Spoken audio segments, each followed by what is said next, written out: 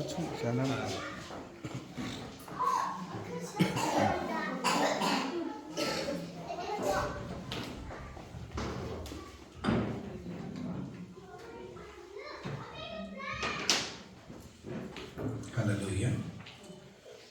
கர்த்தருடைய பரிசுத்த நாமத்திற்கு மகிமை உண்டாவதாக.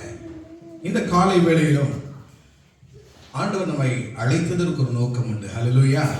அழைத்தவர் உண்மையுள்ளவர், அவர் அப்படியே செய்வார் என்று சொல்லி வேதம் சொல்லி இருக்கிறது. ஆண்டவர் ஒரு ஆலயத்திற்கு நம்மை அழைத்துவதற்கான நோக்கம் என்ன? பாடலை பாடி அவரை ஆராதித்து மகிமைப்படுத்துவது மாத்திரமல்ல, நாம் அவரிடத்திலிருந்து எதையாவது ஒன்று, we should receive something from him. ஆண்டவரிடத்திலிருந்து எதையாவது ஒன்றை நாம் பெற்றுச் செல்ல வேண்டும். ஆண்டவரிடத்திலிருந்து நாம் பெற்றுக்கொள்ளக்கூடிய விலையேறப்பெற்ற பொருள் என்னது? அவருடைய வார்த்தை. ஹல்லேலூயா. அவருடைய வார்த்தை நமக்கு அவரிடத்திலிருந்து இறங்கி வந்து கிடைக்கும் பொழுது அந்த வார்த்தை ஜீவன் உள்ளதாகியும் வல்லமை உள்ளதாகியும் கிரியை செய்கிறதா இருக்கிறது. நம்முடைய இருதயத்தில் தேவனுடைய வார்த்தை நிச்சயமாக என்ன செய்யணும்? கிரியை செய்யணும். நாம ஏதோ வந்தோம், கேட்டோம், கடந்து போனோம் என்று சொல்லி இல்லாதபடிக்கு அந்த வார்த்தையை நம்முடைய இருதயத்திலே காத்து அது நம்முடைய வாழ்க்கையில பிராக்டிஸ் பண்ணும்போது நம்முடைய இருதயத்தில் ஒரு மாற்றம் நடக்கிறது மாத்திரமல்ல, நம்முடைய வாழ்க்கையில ஒரு மாற்றம் நடக்கும். அது மாத்திரமல்ல, நம்மளுடைய வாழ்க்கை முறையை பார்த்து பிறரும் இவனிடத்துல ஏதோ ஒன்று இருக்கிறது, இவங்களிடத்துல ஏதோ ஒன்று இருக்கிறது என்று சொல்லி மற்றவருடைய வாழ்க்கையை மாற்றுவதற்கும் அது ஏதுவா இருக்கும். ஹல்லேலூயா. அப்படித்தான் நம்முடைய வாழ்க்கையை நம்ம நடத்தணும். அப்படித்தான் இயேசுவை நம்ம மூலியமாக, நம்முடைய வாழ்க்கையின் மூலியமாக நாம் பிரதிபலிக்கணும். அப்போ அநேகர் என்ன செய்ய முடியும்? இயேசுவின் அன்பை கண்டுகொள்ள முடியும் என்று சொல்லி நான் மெய்யாக விசுவாசிக்கிறேன். இந்த நாளிலும் செய்திக்கு ஆதாரமாக எரேமியாவின் புலம்பல் புஸ்தகத்தை நாம் எடுத்துக்கொள்ளலாம். எரேமியாவின் புலம்பல் 3ஆம் அதிகாரம் 22வது வசனத்தை யாராவது நாம் வாசிக்கலாம்.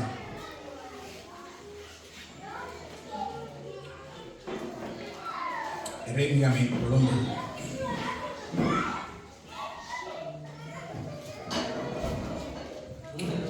3:22.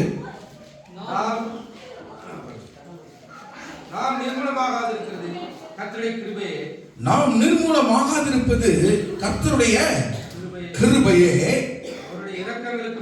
அவருடைய இரக்கங்களுக்கு முடிவே இல்லையா? ஹல்லேலூயா.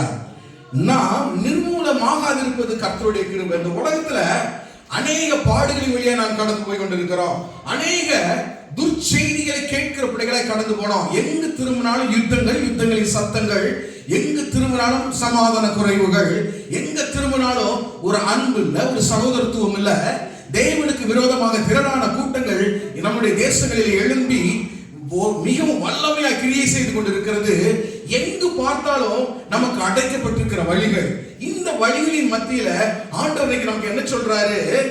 நாம் நிர்மூலமாகாதிருப்பது கர்த்தருடைய கிருபை. கேட்க எவ்வளவு இனிமையா இருக்குது. சற்று அந்த அதிகாரம் முழுவதையும் நாம் வாசித்து பார்த்தோம் வச்சுக்கோங்க. 1 - 19 வசனம் முடிய, ஆண்டவருடைய சினத்தின் மிலாறுகளினால் உண்டான சிறுமையை கண்ட புருஷன் நான்.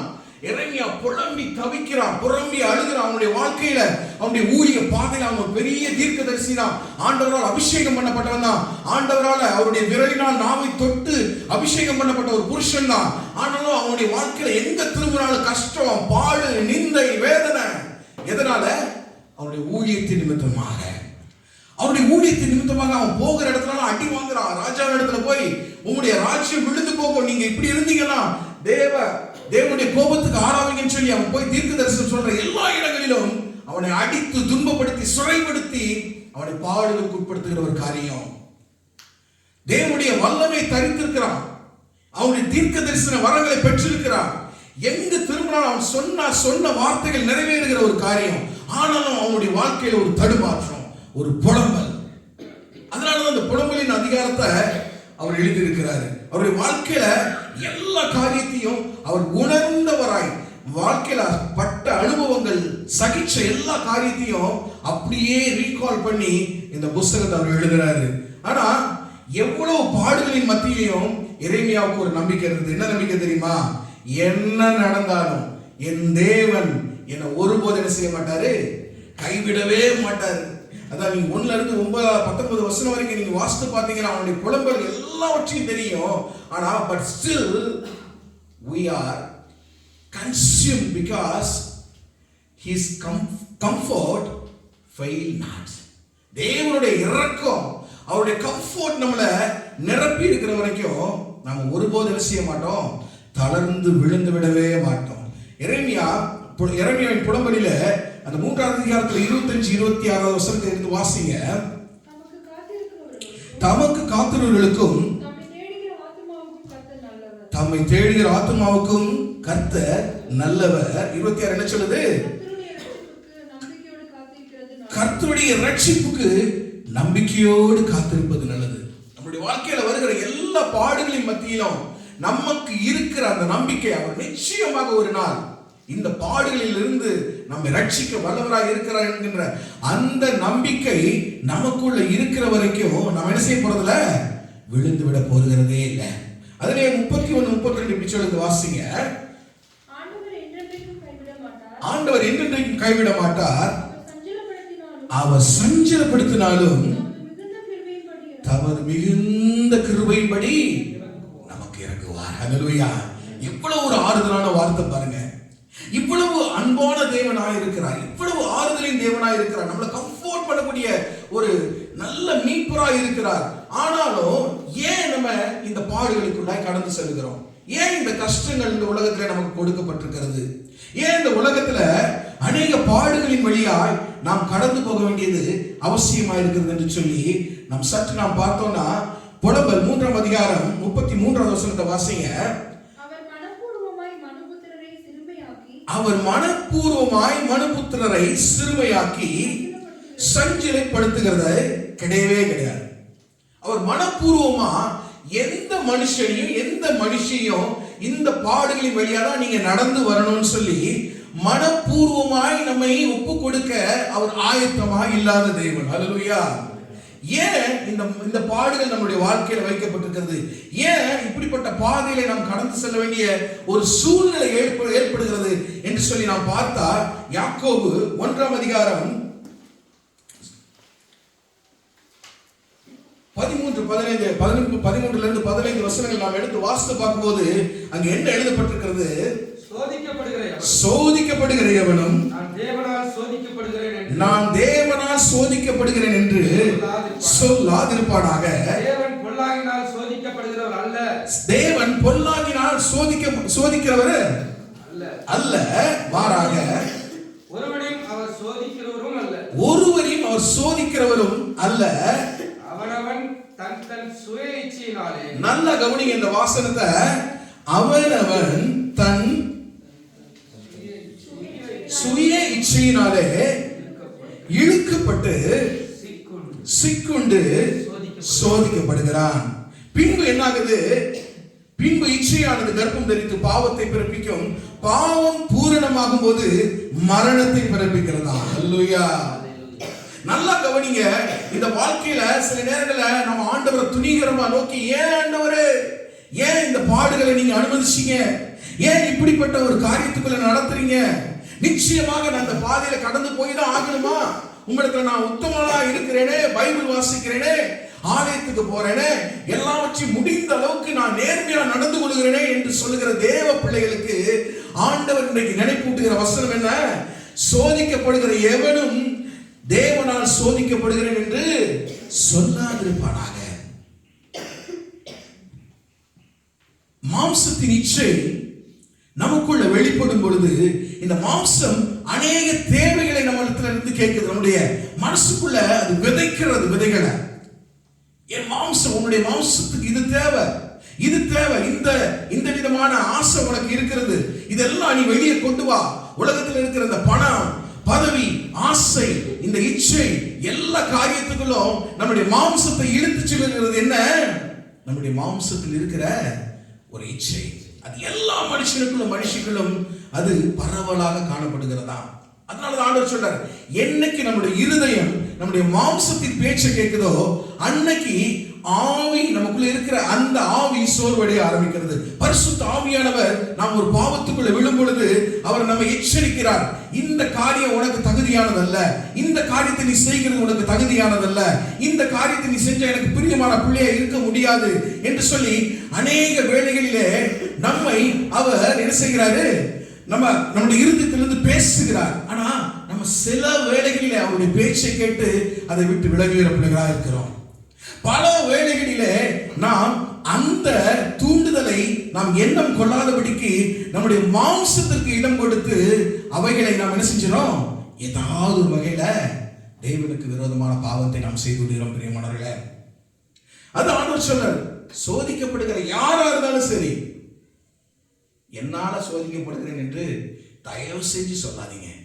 First think about yourself.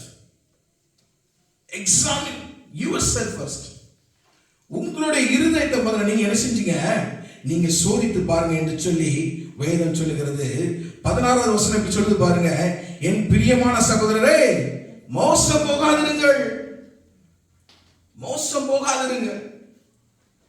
மாம்சம் அநேக வேளைகளில இந்த உலகத்தின் ஊடாய் நம்மை அழைத்து செல்வதற்கே ஆயத்தமா இருக்கும். ஏன்னா மாம்ச சிந்தை வேறு, ஆவியின் சிந்தை வேறு. மாம்சமும் ஆவியும் நமக்குள்ள ஒரு போராட்டத்தை எப்பொழுதும் சந்தித்துக் கொண்டே இருக்கிறது. பிரியமானவர்களே, ஆவி சொல்லும், ஆவி நம்மளை எச்சரித்துக் கொண்டே இருக்கும். நாம் நடக்க வேண்டிய வழி என்ன, எந்த வழியை நாம் காத்திருக்கணும், காலையில் இருந்து தேவனுடைய பாதையில நாம் அமர்ந்திருக்கணும், அவரிடத்தில் அநேக காரியங்கள் நாம் கேட்டு ஞானத்தை பெற்றுக்கொண்டு அதன் வழியா நம்முடைய வாழ்க்கையை நடத்தணும்னு சொல்லி அது சொல்லிக்கிட்டே இருக்கும். ஆனா அந்த மாம்சம் இருந்து பாருங்க, காலையில படுக்கையில இருந்து நம்மளை எழும்ப விடாது பாருங்க, வெட்டியே கிடத்தி வச்சிருக்கோம். இன்னும் கொஞ்சம் இன்னும் கொஞ்சம் இன்னும் கொஞ்சம் அசதியா இருக்கு, இன்னும் கொஞ்சம் அசதியா இருக்கு. அது இந்த குளிர் காலத்துல போர்வை போத்திட்டு தூங்குறது எவ்வளவு சுகம் நமக்கு இல்லையா? எழும்ப விட மாட்டேங்கி பெட்டு. 7 மணி 8 மணி 9 மணி எப்போ வயிறு பசிக்குதோ மாம்சம் கூப்பிடுது, எப்பா பசிக்குதுடா ஏதாவது ஒன்று உள்ள போடு அப்படின்னு சொன்னதுக்கு அப்புறம் தான் என்ன செய்யுது, அந்த மாம்சம் பெற்றிருந்து எழும்புது. இது எல்லாரும் நம்முடைய வாழ்க்கையில அனுதினமும் கடந்து போகிற ஒரு பாதை இல்லையா? அதான் ஆண்டவர் நினைவுபடுத்துகிறார், மோசம் போகாதிருங்கள். மாம்சத்தின் இச்சையை நீங்க அனுபவிக்க தொடங்கிட்டீங்கன்னா, அதனுடைய பேச்சை கேட்க ஆரம்பிச்சிட்டீங்கன்னா, ஆவியின் சிந்தை நம்ம இடத்துல இருந்து கொஞ்சம் கொஞ்சமா என்ன செய்யும், விலகி போய்கிட்டே இருக்கும், விலகி போய்கிட்டே இருக்கும்.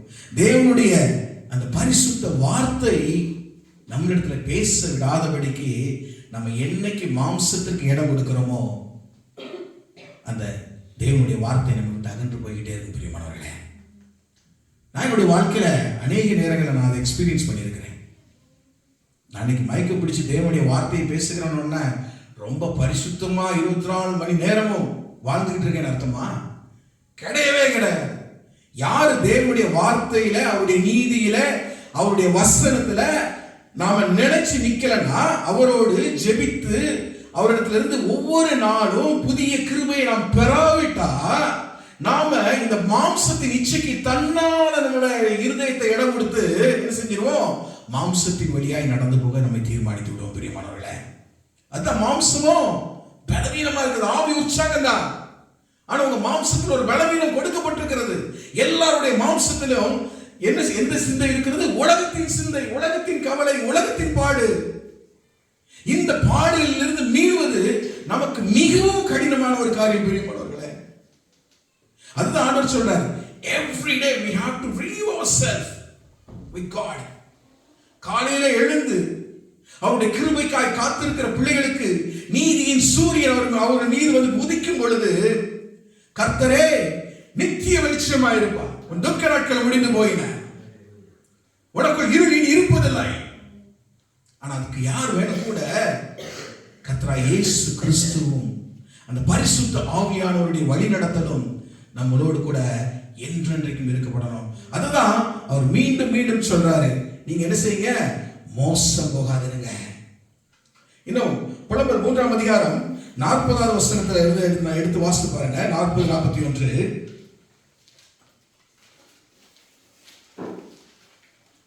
நாம் நம்முடைய வழிகளை சோதித்து ஆராய்ந்து, நாம் நம்முடைய வழிகளை சோதித்து ஆராய்ந்து கர்த்தரிடத்தில் திரும்ப கடவோம். நாம் நம்முடைய கைகளோடு கூட நம்முடைய இருதயத்தையும் எங்க இருக்கிற பரலோகத்தில் இருக்கிற தேவனிடத்திற்கு ஏறெடுக்க கடவோம். ஹல்லேலூயா.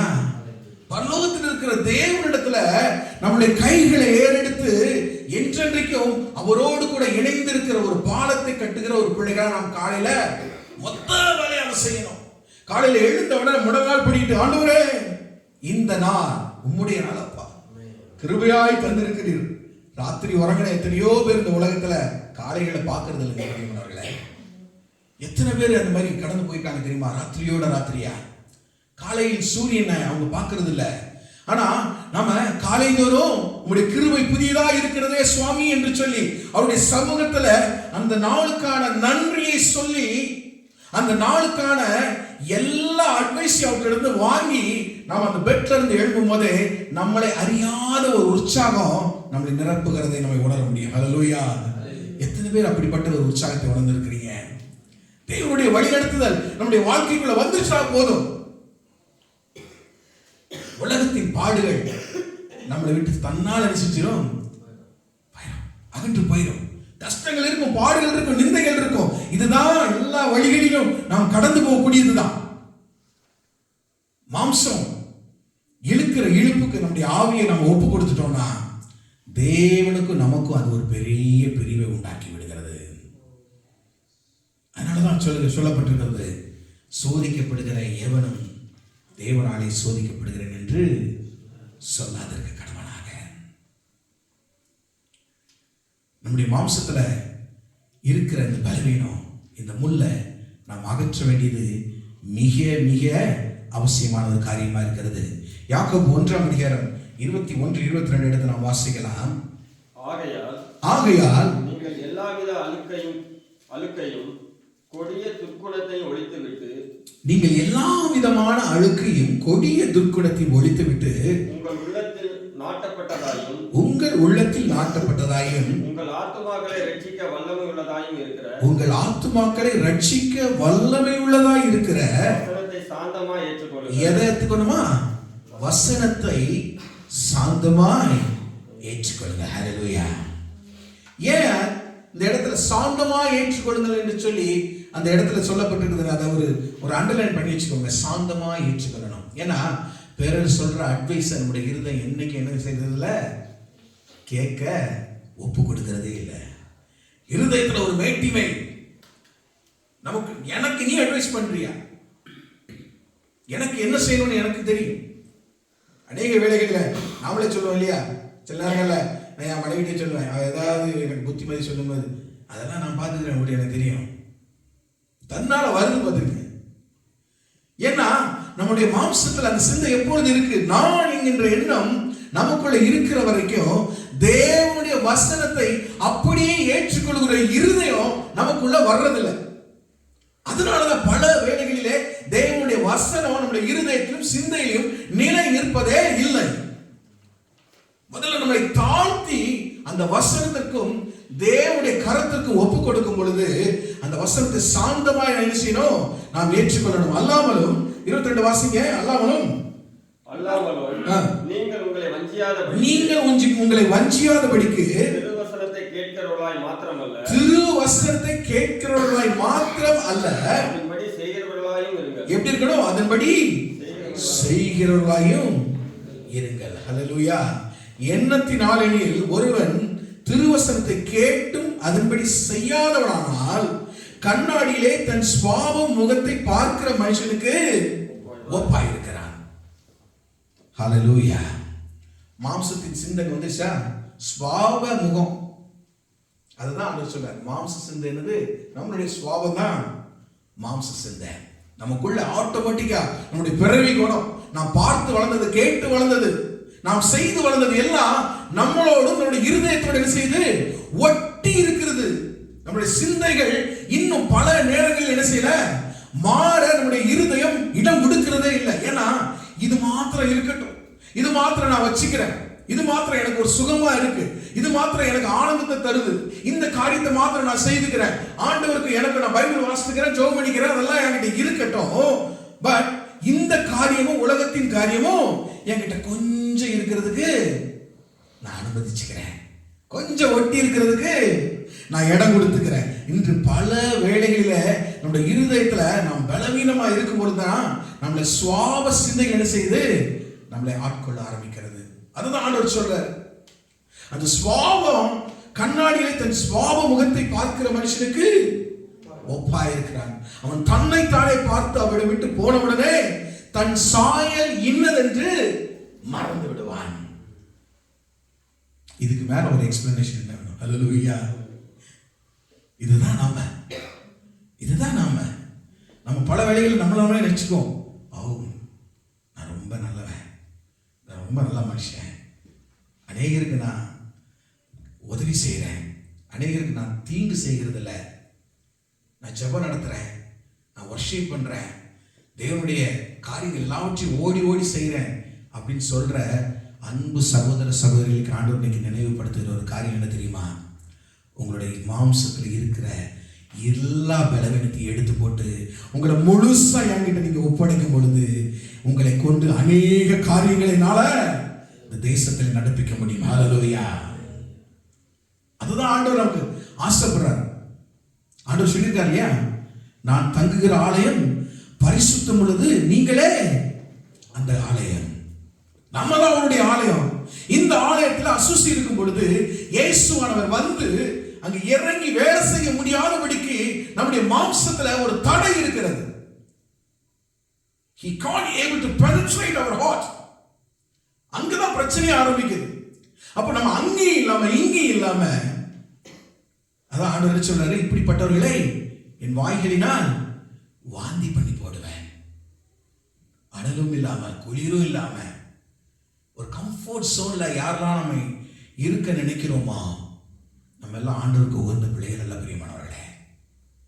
Change your think today. உங்களுடைய நினைவுகளை இந்த நாளில் மாற்றிக்கொள்ளுங்க. முழுமையாக ஆண்டவருக்கு வந்து நம்முடைய ஆவி மாத்திரமல்ல, நம்முடைய சரீரமும் தேவை. ஏன்னா அந்த சரீரத்துல தான் வந்து அவர் அமர்ந்திருந்து கிரியை செய்ய ஆரம்பிக்க முடியும். அவர் நமக்குள்ள இருக்கும் பொழுது, அவருடைய வழிநடத்தல் நமக்குள்ள இருக்கும் பொழுது, வேலை ஸ்தலத்தில் நீங்க போறீங்க, நீங்க செய்கிற காரியத்துல ஒரு ஆசீர்வாதம், உங்களுடைய நடத்தையில ஒரு புதுமை, உங்களுடைய நடத்தையில ஒரு தாழ்மை, உங்களுடைய பேச்சில ஒரு கருணை, இதெல்லாம் தன்னால வரும் பொழுது உங்களை மற்றவர்களிடத்துல இருந்து அது வேறுபடுத்தி காட்டுகிறது. அப்படி காட்டும் பொழுது இது யார், இந்த மகளிடம் இந்த மகனிடம் ஏதோ சம்திங் நியூ, என்னால ஏதோ ஒரு புதுசா ரெகக்னைஸ் பண்ண முடியுது, வாட் இஸ் இன் ஹிம் அப்படின்னு எதிர்பார்க்கும் பொழுது அவங்க உங்ககிட்ட வந்து பேசுவதற்கு ஏதுவா இருக்கும். அப்போ அவங்களுடைய வாழ்க்கையில வருகிற தடுமாற்றத்தை குறித்து நீங்க பேசும் பொழுது, தேவனுடைய அன்பை அவர்களுக்கு எடுத்து கூறும் பொழுது, அந்த இடத்துல தேவ நாம மகிமைப்படுகிறது மாத்திரமல்ல, பரலோகத்திற்கு ஒரு ஆத்மாவை நீங்க ஹல்லேலூயா. அதுக்கு தானே தேவன் வந்தார், பாவிகளை ரட்சிக்கவே கிறிஸ்து இயேசு உலகத்திற்கு வந்தார். நம்ம இடத்துல அந்த வேலையை கொடுத்து போயிட்டு இருக்காரு. அந்த வேலையை நம்ம எப்படி செய்ய போறோம்? எல்லாரும் பைக்கு பிடிச்சு முன்னால வந்து நம்ம ஆராதிக்க போறோமா? தேவனுடைய வசனத்தை பேச போகிறோமா? இல்ல.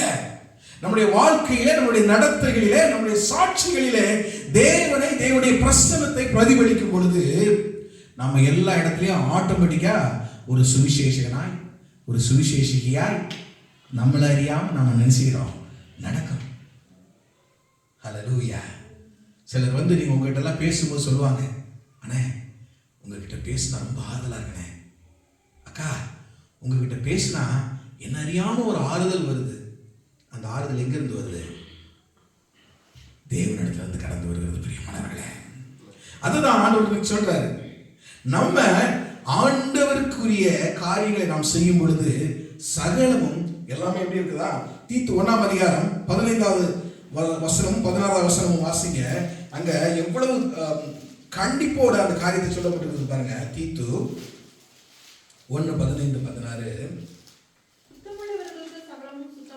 எப்படி சுத்தமுள்ளவர்களுக்கு சகலமும் சுத்தமா இருக்கும், அசுத்தமுள்ளவர்களுக்கும் அவிசுவாசம் உள்ளவர்களுக்கும் ஒன்றும் சுத்தமாயிராது. அவர்களுடைய புத்தியும் மனசாட்சியும் அசுத்தமாயிராது. ம். அவர்கள் தேவனை அறிந்திருக்கிறோம் என்று ம். அறிக்கை பண்ணுகிறார்கள். பாத்தீங்களா, இதுதான் நம்ம அவர்கள் தேவனை அறிந்திருக்கிறோம் என்று அறிக்கை பண்ணுகிறார்கள், கிரியைகளினாலோ அவரை மறுதலிக்கிறார்கள். அவர்கள் அருவருக்கப்படத்தக்கவர்கள், ம். கீழ்ப்படியாதவர்கள், ம். எந்த நற்கிரியையும் செய்ய ஆகாதவர்களுமாய் இருக்கிறார்கள். எந்த நற்கரியும் செய்ய ஆகாதவர்களா இருக்கிறோமா? அதான் ஆண்டவர் சொல்றாரு. சில வார்த்தைகள் ஆண்டவர் பேசும்போது ஒருவேளை நம்முடைய இருதயத்துக்கு அது கடினமா இருக்கலாம். ஆனா அவர் சொல்றாரு, என்னால் I can't able to use you. நான் உன்னை எப்படியாவது என்னுடைய மகளாய் உபயோகப்படுத்தணும்னு நினைக்கிறேன், அடையாளப்படுத்தணும்னு நினைக்கிறேன். ஆனா முடியாத அளவுக்கு நம்மளுடைய நடத்தை மாறுபாடா இருக்கிறதுனால ஆண்டவர் இந்த நாளில எப்படி சொல்றாரு, நம்மளுடைய வாழ்க்கை எந்த நற்கிரியும் செய்ய ஆகாத பிள்ளைகளா நாம் மாறி போகிறோமா? இப்படிப்பட்ட பிள்ளைகளா தேவனிடத்துல நம்ம அடையாளம் காணப்படணுமா? ஹல்லேலூயா. அதான் ஆண்டவர் சொல்றார், இன்னைக்கு உங்களுடைய இருதயத்தை தேவனிடத்துக்கு திருப்புங்க, தேவனிடத்துக்கு திருப்புங்க. யாக்கோபு 1:17 இப்படி சொல்லுது, நன்மையான எந்த ஈவும் பூரணமான எந்த வரமும் பரத்திலிருந்து உண்டாகி ஜோதியின் பிதாவினிடத்திலிருந்து இறங்கி வருகிறது. அவரிடத்துல யாதொரு மாறுதலும் வேற்றுமையும் கிடையாது. ஏழையும் என்றும் அல்ல, பணக்காரனும் என்று அல்ல, படித்தவன் படிக்காதவன் என்று அல்ல, எல்லாரையும் ஒன்றாய் நேசிக்கிற அன்பு தேவன் நம் தேவன். பிரியமானவர்களே, அவர் எந்த அளவுக்கு நம்மளை நேசிச்சு வைத்திருக்கிறாரோ அதே அளவுக்கு இந்த உலகத்துல இயேசுவை பற்றி அறியாதவர்களை நேசிக்கிறார். அவர்களுக்கு யார் இயேசுவை குறித்து சொல்ல முடியும்? லண்டன்ல போன வாரம் நடந்தது. ஒருத்தர் பைக் வச்சு ஆண்டவருடைய வசனத்தை பிரசங்கிச்சுட்டு இருந்தார். பாவிகளை ரட்சிக்கவே கிறிஸ்து உலகத்துக்கு வந்தார், இயேசு அன்பானவர் என்று சொல்லி அவர் பிரசங்கம் பண்ணும்போது போலீஸ் வந்து அவர் அரெஸ்ட் பண்ணி கூட்டிட்டு போறாங்க. எங்க? இங்கிலாந்து தேசத்துல. ஏன்னா you are not allowed to speak through mic in a public place. பாருங்க, ஒரு காலத்துல உலகத்திற்கு சுவிசேஷத்தை ஏந்தி வந்த தேசம் இது. இன்னைக்கு இந்த தேசத்துல இந்த ஜனங்கள்ல நம்மளால சுவிசேஷத்தை என்ன செய்ய முடியல, அறிவிக்க முடியல. அப்படிப்பட்ட துர்பாக்கியமான ஒரு நிலைமையில நாம் இருக்கிறோம்.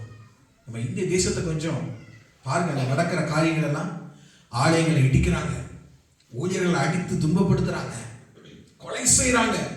ஆலயத்துக்கு மேலே ஏறி அந்த ராமர் கோயில் இனாகுரேஷன் டே அன்னைக்கு இந்த மக்கள்லாம் என்ன செய்யறாங்க, ஆலயங்களுக்கு மேலே ஏறி சிலுவையில காவி கொடியை கட்டி பறக்க செய்யறாங்க. நமக்கு விரோதமாய் சாத்தான் எவ்வளவு வேகமா போராடுறான் பாருங்க. ஜனங்களுடைய இருதயத்தை எப்படி மாத்திரம் பாருங்க. இவர்களுக்கெல்லாம் இயேசுவின் அன்பை குறித்து நாம் எப்படி சொல்ல போகிறோம்? யோசித்து பாருங்க. அப்போ இப்படிப்பட்ட வல்லமைகளை தேவன் நம்மளை உபயோகப்படுத்த நாம் நம்மை ஒப்பு கொடுக்கும் பொழுதுதான் நம்மை கொண்டு அவர் ஏதாவது செய்ய முடியும் என்று சொல்லி ஆண்டவர் இந்த நாளிலே நமக்கு நினைவூட்ட விரும்புகிறார். 1 யோவான் 2:4 6 முடிய நாம் வாசிக்கலாமா? அவரை அறிந்திருக்கிறோம் என்று சொல்லியும் அவருடைய கற்பனைகளை கைக்கொள்ளாதவன் பொய்யனாயிருக்கிறான். I am sorry to say that. பொய்யனாயிருக்கிறான். அவனுக்குள் சத்தியம் இல்லை. அவருடைய வசனத்தை கைக்கொள்ளுவனிடத்தில் தேவ அன்பு மெய்யாக பூரணப்பட்டிருக்கும். நாம் அவருக்குள் இருக்கிறோம் என்பதை அதனாலே அறிந்து கொள்ளுவோம். தேவன் நமக்குள்ள இருக்கிறார் என்பதை எதனால் அறிந்து கொள்வோம்?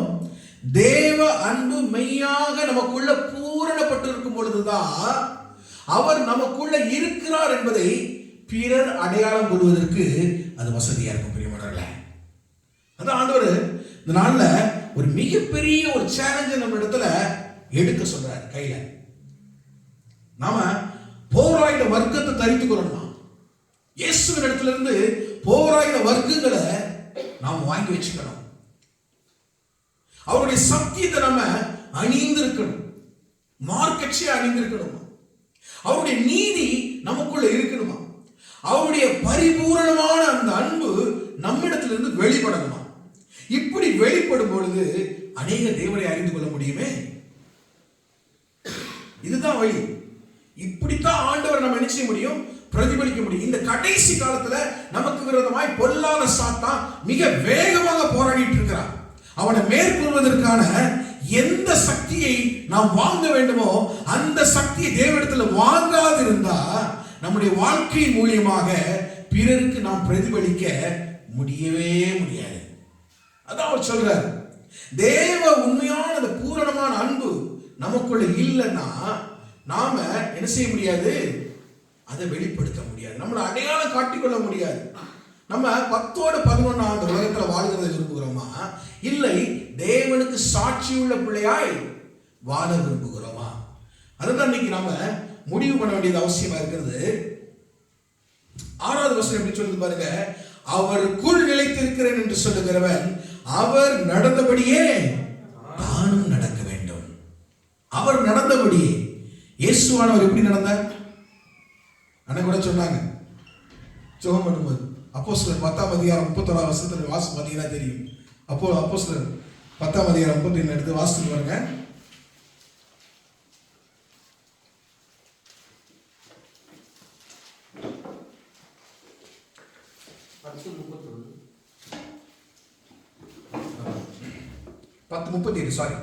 நசரேயனாகிய இயேசுவை தேவன் பரிசுத்த ஆவியினாலும் வல்லமையினாலும் அபிஷேகம் பண்ணினார். தேவன் அவருடனே கூட இருந்தபடியினாலே அவர் நன்மை செய்கிறவராயும் பிசாசின் வல்லமையில் அகப்பட்டிருக்கிற யாவரையும் குணமாக்குகிறவராகவும் சுற்றித் திரிந்தார். ஹல்லேலூயா. அதுதான் இந்த வழியில தான் நம்மளையும் நடக்க சொல்றார். அவர் நடந்தபடியே தானும் நடக்க கடவன். அதனுடைய அர்த்தம் என்ன?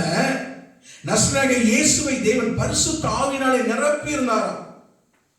அவர் எங்கு போனாலும் அதிசயம், அற்புதம், அவருடைய வல்லமை எல்லா இடத்திலும் வெளிப்பட்டுக் கொண்டே இருந்தது. வஸ்திரத்தின் ஓரத்தை தொட்ட மாத்திரத்துல பெரும்பாலுள்ள ஸ்திரீ குணமாகிறார். தலித்தாகுமே சிறு பெண்ணை எழுந்திருக்கிறார். லாசருவே வெளியே வா. கட்டப்பட்டிருந்தவன் கட்டுகளை அறுத்து கொண்டு, மரண கட்டுகளை அறுத்து கொண்டு வெளியில வாரான். எப்படிப்பட்ட வல்லமை தேவன் வைத்திருந்தார். அதேபடி நம்மளையும் இந்த நாளில் என்ன செய்கிறாரு, செய்ய சொல்கிறார். அதான் அவர் சொல்றது என்ன, அவருக்குள் நிலைத்திருக்கிறேன் என்று சொல்லுகிறவன் அவர் நடந்தபடியே தானும் நடக்க வேண்டும். நம்ம இயேசுவை போல மாற வேண்டுமா, இயேசுவை போல நடக்க வேண்டுமா, இயேசுவை போல பேச வேண்டுமா? அப்படி பேசும் பொழுது இயேசுவின் வாழ்க்கையிலே நடந்த அற்புதங்களும் அடையாளங்களும் நம்முடைய வாழ்க்கையிலும் நடக்கிறதுல எந்த தடையும் இல்லை. பிரியமானவர்களே, அதாவது சொல்லி என்னிலும் மேலானவைகளை செய்வீர்கள் என்று சொல்லிட்டு போயிட்டாரு. நான் செய்த கிரியைகளை நீங்களும் செய்வீர்கள், என்னிலும் மேலானவைகளை செய்வீர்கள் என்று சொல்லிட்டு போயிட்டாரு. அப்ப அவருடைய வழியில நம்ம நடந்தா எவ்வளவு பெரிய அற்புதங்களை நம் மூலியமாய் தேவன் பிறருக்கு கொடுக்க முடியும் என்பதை சற்று உணர்ந்தவர்களாக இந்த இடத்துல நாம் சீர்தூக்கி பார்க்க வேண்டியது அவசியமா இருக்கிறது. 1 பேதுரு 1ஆம் அதிகாரம் 15ஆம் வசனம் எப்படி சொல்லுகிறது பாருங்க. 1 பேதுரு 1ஆம் அதிகாரம் 15ஆம் வசனம். உங்களை அழைத்தவர் பரிசுத்தராய் இருக்கிறது போல நீங்களும் உங்கள் நடத்தைகள் எல்லாவற்றிலும் பரிசுத்தமாயிருங்கள் என்று சொல்லப்பட்டிருக்கிறது. நான் பரிசுத்தர் ஆகையால் நீங்களும் பரிசுத்தராயிருங்கள். ஹல்லேலூயா. அவரு நம்மள எப்படி செஞ்சாரா, ஒரு களிமண் எடுத்து அப்படியே வளைந்து ஒரு மனுஷ ரூபத்துல அப்படியே வைத்து அவருடைய ஜீவ சுவாசத்தை நமக்குள்ள ஊதி நம்மள மனுஷனாக்கினாரா. யாரை மாதிரி ஆக்கினாரு? அவரை மாதிரி ஆக்கினாரு. ஹல்லேலூயா. அவருடைய சாயலாகவே நம்மை உருவாக்கினார். அதான் சொல்றாரு, நீங்க என்னுடைய சாயலை தரித்திருக்கும் பொழுது நான் நடந்த வழியிலே நீங்களும் நடக்கணும், நான் இருந்தபடியே நீங்களும் இருக்கணும், நான் பரிசுத்தமாக இருந்தது போல நீங்களும் பரிசுத்தராக இருங்கள் என்று சொல்லி அன்பு தேவன் இன்னைக்கு அன்பான ஒரு கட்டளையை நமக்கு கொடுக்கிறார். இந்த கட்டளையை வாங்கி நம்முடைய வாழ்க்கையை நாம் நிறைவேற்ற நாம் ஆயத்தப்படும் பொழுது இன்னும் ஒன்றும் பத்தும் நூறுமாய் அறுவடை செய்யக்கூடிய காலம் கடந்து வருகிறது பிரியமானவர்களே. இப்படித்தான் தேவனுடைய ராஜ்யத்தை நம்ம கட்ட முடியும். நமக்கு விரோதமாய் எவ்வளவு பெரிய போராட்டங்கள் நடக்கிறதோ அவ்வளவு வல்லமையாய் நாமளும் எழுப்பி தேவனுக்காய் பிரகாசிக்கும் பொழுதுதான் தேவனுடைய ராஜ்யத்தை கட்ட முடியும். தேவனுடைய ராஜ்யத்தை பிரகாசிக்க செய்ய முடியும். யோவான் 14வது அதிகாரம் 2வது வசனம் 3வது வசனத்தை எடுத்து வாசித்து பாருங்க. நான் போய் உங்களுக்காய் ஒரு இடத்தை ஆயத்தம் பண்ண போகிறேன், பின்பு நீங்களும் என்னோடு கூட அந்த இடத்துல இருக்கும்படி மீண்டும் நான் உங்களை வந்து சேர்த்துக்கொள்வேன் என்று வாக்கு கொடுத்திருக்கிறார். வாக்கு கொடுத்தவர் உண்மை உள்ளவர். நாம போகும்போது நாம மாத்திரம் போக போறோமா, இல்ல நம்மோடு கூட ஒரு திரளான கூட்டத்தை நம்மோடு கூட கூட்டிட்டு போக போறோமா? பிரியமானவர்களே, அவர் கேட்பாரு. கலாத்தியர் 3:13 சொல்லப்பட்டிருக்கு, மரத்திலே தூக்கப்பட்ட எவனும் சபிக்கப்பட்டவன் என்று எழுதி கிறிஸ்து நமக்காய் சாபமானாராம். அவர் கேட்பாரு, தூக்கப்பட்டேன்பா, சபிக்கப்பட்டேன்பா, அடிக்கப்பட்டேன்பா, நொறுக்கப்பட்டேன், அவனுக்காக எனக்காக நீ என்ன செய்தாய்? கேட்பாரு. நம்ம என்ன செய்ய போறோம்? அந்த இடத்துல போய் பதில் பேச போறோமா? ஒரு பழைய பாட்டு உண்டு, வாழ்நாள் எல்லாம் வீணாளாக சென்று போயிற்றே, ஐயோ மோசம் போனே, வீட்ட நன்மை அழுதாலும் வருமோ, ஆத்மா ஒன்றும் ரட்சிக்காமல் வெட்கத்தோடே ஆண்டவா, வெறும் கையனாக உம்மை கண்டு கொள்ள ஆகுமோ, பக்தரே உற்சாகமாக எழும்பி பிரகாசிப்பி, ஆத்துமாக்கள் இயேசு அண்டை வந்து சேர உழைப்பி, ஆத்மா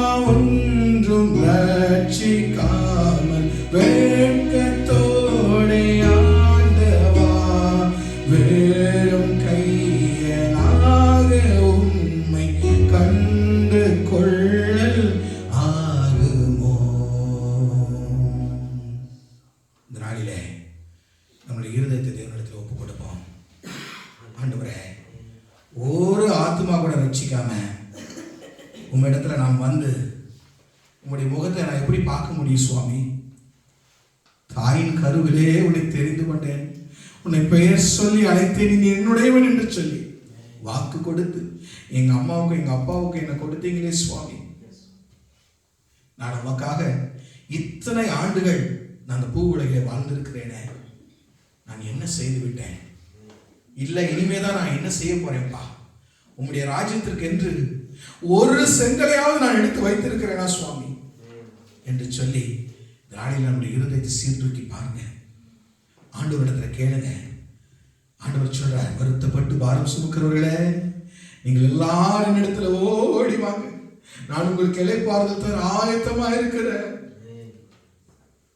அவரிடத்துல ஓடி வருகிற எந்த பிள்ளைகளையும், எப்படிப்பட்ட பாவிகளையும் அவர் புறம்பே தருவதே கிடையாது. பிரியமானவர்களே, அவரிடத்தில் இருக்கிற அன்பு அளவில்லாதது.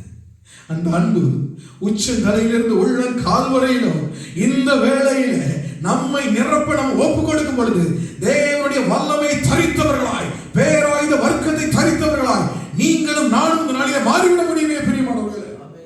அதைத்தான் ஆண்டவர் நாள் எதிர்பார்க்கிறார். ஆண்டவரே, எல்லாரும் வாய்களை திறந்து, ஆண்டவரே உம்முடைய பாதத்தில் என்னுடைய வாழ்க்கையை அர்ப்பணிக்கிறேன் சுவாமி, என் மாம்சத்தை உம்முடைய வாழ்க்கை உம்முடைய பாதையில உம்முடைய கரத்திலே அர்ப்பணிக்கிறேன் அப்பா. அதில் இருக்கிற எல்லா அசூசிகளும் நீங்கும்படியாக உம்முடைய பரிசுத்த ரத்தத்தை கொண்டு என்னை கழுவும், என்னை பரிசுத்தப்படுத்தும், என்னை மாற்றும், என்னை எழும்ப செய்யும், எனக்குள்ள உம்முடைய ஆவியை ஊற்றும், நான் எழும்பி பிரகாசிக்க கிருபை செய்யும் என்று சொல்லி கேட்கிற எந்த பிள்ளைகளும் இந்த வேளையில் தானே பெற்றுக்கொள்ள முடியும். தேவனுடைய வல்லமை உங்கள் தலைக்கு மேல ஆயத்தமா இருக்கிறது, ஊற்றப்படுவதற்கு, அர்ப்பணிக்கிறவர்களுக்கு அது இலவசமாக இந்த வேளையில கொடுக்கப்படுகிறது. பிரியமானவர்களே, கேட்கிறவன் எவனும் பெற்றுக் கொள்கிறான், கேட்கிறவன் எவனும் பெற்றுக் கொள்கிறான் என்று வேண்டுதும் சொல்லியிருக்கிற பிரகாரமாக அவர் ஏழை என்று பணக்காரனும் என்றால் எல்லார் மீதும் அன்பை பொழிகிற அன்பு தெய்வம் இந்த நாளிலே உங்களிடத்துல வர ஆயத்தமாய் காத்திருக்கிறார். அவருக்கு உங்களுடைய இருதயத்தில் இடத்தை கொடுப்பீங்களா? வாங்க சுவாமி, வந்து அமருங்கப்பா, என்ன வழி நடத்துங்கப்பா. என்னுடைய ஆவி அல்ல, என்னுடைய சிந்தை அல்ல, என்னுடைய மாம்சம் அல்ல, என்னுடைய சரீரம் அல்ல, எல்லாவற்றுக்கும் மேலாக நான் எல்லாவற்றையும் உம்மிடத்தில் ஒப்பு கொடுக்கிறேன் சுவாமி. நீரே என்னை வழி நடத்தும். இந்த நாள், இந்த நொடி பொழுதிலிருந்து என்னுடைய வாழ்க்கை உம்முடையது என்று சொல்லி ஒப்பு கொடுங்க. அவர் அழைத்தவர் உண்மையுள்ளவர்.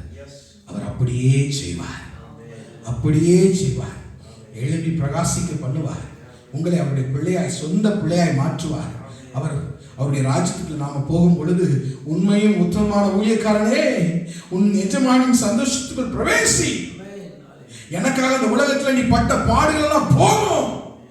வெண் கிரீடம் தரித்து பொன் அங்கை உடுத்து என்னோடு கூட 24 மணி நேரமும் பசி இல்லாம, எந்த கேடான சிந்தனை இல்லாம சேனைகளின் கர்த்தர் பரிசுத்தர் பரிசுத்தர் பரிசுத்தர் என்று சொல்லி ஓயாமல் தேவ தூதர்கள் கூறுகிறது போல, கேருபீன்களும் சேராபீன்களும் சொல்லுகிறது போல, நாமும் அவர்களுக்கு பின்பாக இருந்து என் தேவன் பரிசுத்தர் பரிசுத்தர் என்று நாம் மாத்திரம் சொல்லாதபடிக்கு நம்மோடு கூட ஒரு கூட்ட ஜனத்தை ஆயத்தப்படுத்தி நம்மோடு அழைத்து செல்லும் பொழுது அல்லேலூயா, அது எவ்வளவு மகிமையான ஒரு பட்டணமாக இருக்கும் என்று சொல்லி யோசித்து பாருங்க.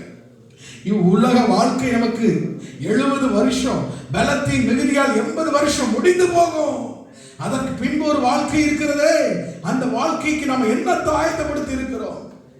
ஹல்லேலூயா. ஆண்டவர் இந்த நாளில் நமக்கு நினைப்பூட்டுகிறார். நம்முடைய வாழ்க்கையை சற்று சோதித்து பார்த்து அவருடைய கருத்தில் கொடுத்து சகலத்தை நாம் திருப்பிக் கொள்ளும் பொழுது நிச்சயம் தேவன் நம்மிடத்துல கிரியை செய்ய ஏதுவாயிருக்கும். பிரியமானவர்களே, ஆண்டவரே இயேசு கிறிஸ்துவின் நாமத்தினாலே ஜெபிக்கிறோம் அப்பா. ஆமென்.